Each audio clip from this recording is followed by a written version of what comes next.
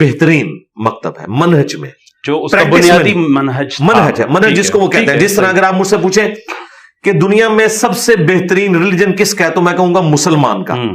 لیکن اگلے ہی لمحے آپ مجھ سے پوچھیں کہ کیا مسلمان بھی بہتر ہے, میں کہوں گا مسلمان تو اپنے ریلیجن پہ نہیں چل رہا.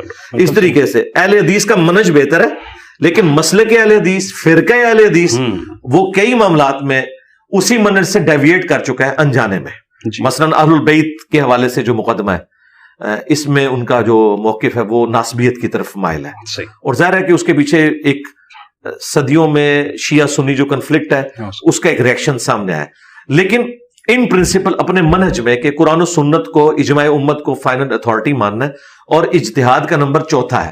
اجتہاد اسی وقت کرنا ہے جب کوئی آپ کے پاس لیٹسٹ مسئلہ ہو, ادروائز آپ نے قرآن و سنت اور اجماع کو لے کے چلنا ہے.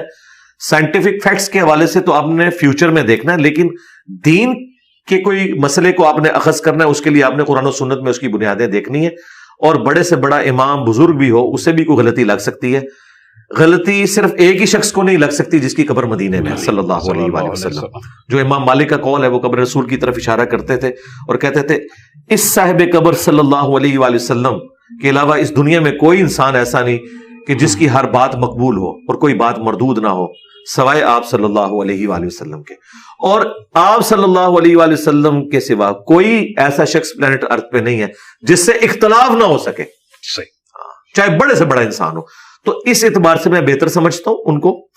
ادروائز باقی جو وہ ایک تکفیری سوچ یا ایک دوسرے پہ فتوے لگانا, اب آپ سوچ رہے ہوں گے چھوڑتا تو میں بھی کسی کو نہیں ہوں, لیکن میں علمی اختلاف کر کے غلطی ہائی لائٹ کرتا ہوں کہ بھائی آپ کا یہ عقیدہ شرک پہ مبنی ہے, بھائی یہاں پہ رسول اللہ کی گستاخی ہوئی ہے.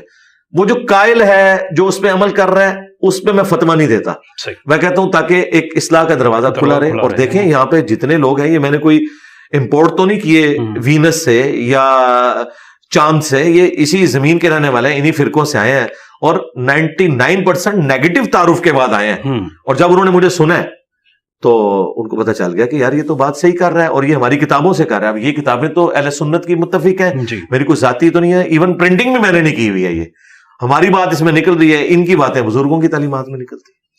تو علی بھائی ویسے آپ ظاہر تینوں مسالک سے ہو کے آئے ہیں, تو آج اگر آپ تھوڑا سا جائزہ لیں کہ ان کے اندر بنیادی اختلاف ہے کیا. مطلب دو تو حنفی مسلک کو, اسکول آف تھاٹ کو, ایک ہی اسکول آف تھاٹ کو فالو کرتے ہیں. اچھا وہ جو تصوف ہے اس کے بارے میں بھی کچھ نہیں ہے. اہل حدیث بھی ایک تحریک تھی جو اب فرقہ بن چکی ہے, اور اس کے اندر بھی لوکل بہت ساری چیزیں ہیں. اس کے اندر بھی تصوف کو بھی تسلیم کیا جاتا ہے, غزنوی خاندان پورا وہ کرتے رہے. تو اب ہے کیا مسئلہ, کیا ہے مسئلہ؟ روٹی چندہ فی الوقت تو یہی مسئلہ ہے, کیونکہ اگر یہ نہ ہو تو ایک دوسرے کو ایکسیپٹنس دینا. یہ کیوں اپنی مساجد الگ کرتے ہیں, کہتے ہیں ایک دوسرے کے پیچھے نماز نہیں ہوتی. یہ تو اس وقت کا پریزنٹ مسئلہ ہے. باقی سٹارٹ کہاں سے ہوا تھا؟ ظاہر ہے سٹارٹ ہوا ہے پرانے بزرگوں سے, جن کے لیے میں کہتا ہوں کہ کام انہوں نے ڈالا, یعنی انہوں نے ڈیویشن کی, ضد پہ, ہٹ درمی میں, بعض اوقات بات سمجھ نہیں آئی, اور شروع میں شاید ان کا اختلاف فروئی نوعیت کا تھا, پھر ماننے والے اس کو بڑھا کے لے گئے. اور اس میں جو سب سے بڑا کردار ادا کیا نا جی, وہ ہماری جو حکومتیں تھیں نا مسلمانوں کی, مثلا سلطنت عثمانیہ 1517 سے 1917 تک 400 سال تک انہوں نے حرم مکہ میں 4 مسلح ڈال کے رکھے, حنفی, شافعی, مالکی, حنبلی. انہوں نے اسلام کی جمعیت کو کیسے توڑا؟ 4 امام کھڑے کر دیے.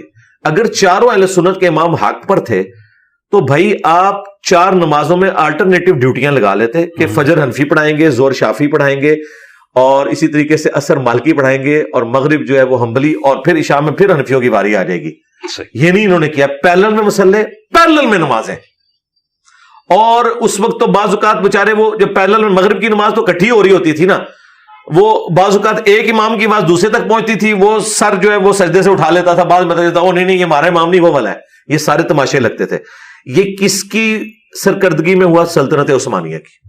ٹھیک ہے, یہ حکومتیں چونکہ گود لیتی تھیں اور یہ اس طریقے سے پروان چڑھتا رہا.